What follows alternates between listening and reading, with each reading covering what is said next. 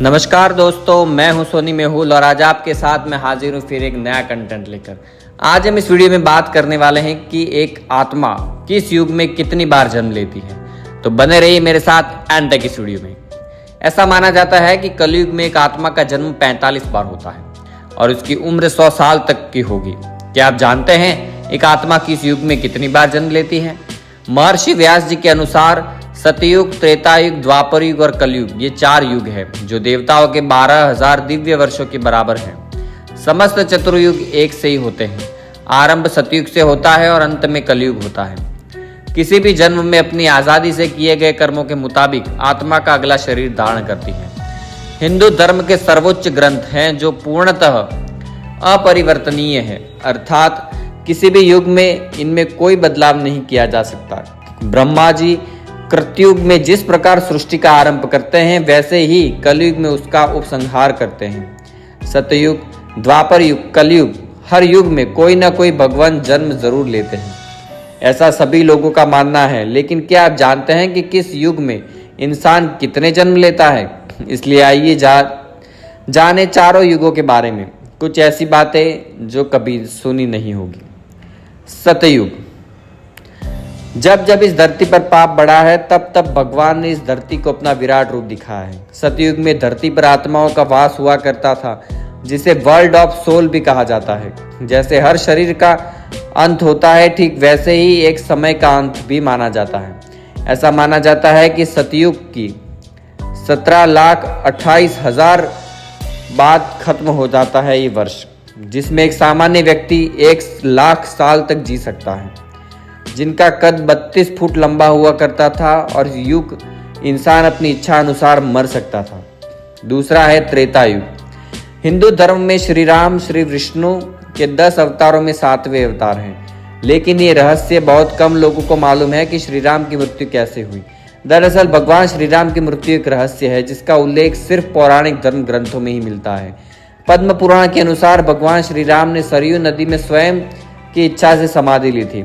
इस बारे में विभिन्न धर्म ग्रंथों में विस्तार से वर्णन मिलता है।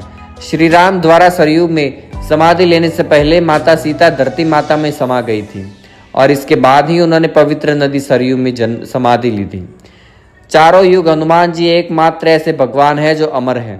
त्रेता युग में भी हनुमान जी ने भीम को चारों युग के बारे में बताया था, किस युग में क्या होता ये भी बताया था। जानकारी के लिए बता दें, त्रेता युग 4,32,000 वर्षों का होता है, जिसमें एक सामान्य इंसान 10,000 साल तक जी सकता था।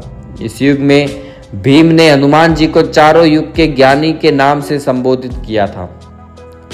जब द्वापर युग में गंधमादन पर्वत पर महाबली भीमसेन हनुमान जी से मिले तो हनुमान जी से कहा कि हे पवन कुमार, आप तो युगों से पृथ्वी पर निवास कर रहे हैं, आप महाज्ञान के भंडार हो, बल बुद्धि में प्रवीण हो, कृपया आप मेरे गुरु बनकर मुझे शिष्य रूप में स्वीकार करके मुझे ज्ञान की भिक्षा दीजिए। तो हनुमान जी ने कहा, हे भीमसेन, सबसे पहले सतयुग आया, उसमें जो कामना मन में आती थी वो पूरी हो जाती थी, इसलिए इसे त्रेता युग सतयुग कहते थे। इस धर्म को कभी हानि नहीं होती थी। इसके बाद त्रेता युग आया। इस युग में यज्ञ करने की परावृत्ति बन गई थी, इसलिए इसे त्रेता युग कहते थे। त्रेता युग में लोग कर्म करके कर्म फल प्राप्त करते थे। हे भीमसेन, फिर द्वापर युग आया। इस युग में वेदों के 4 भाग हो गए और लोग सद्भ्रष्ट हो गए, धर्म के मार्ग से भटकने लगे, अधर्म बढ़ने लगा। परंतु हे भीमसेन, अब जो युग आएगा वो है कलयुग।